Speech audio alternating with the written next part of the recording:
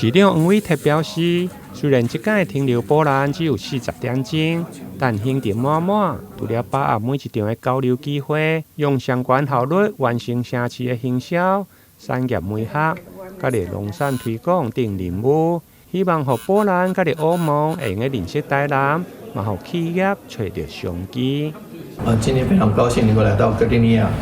來跟台南的廠商以及 PPNT 的廠商見面，能夠主要讓兩邊的廠商互相認識彼此，而且我們希望借着這個機會，能夠有2個目的。第一個目的就是能夠讓波蘭以及歐盟更加認識台南，另一方面也能夠介紹台南的廠商，讓他們知道在哥丁尼亞的 PPNT 有許多可以合作的對象，尋求合作。這屆行程重點放在人工智慧、甲個智慧製作等領域，並且拜會當地政府機關，包括格但斯克的市長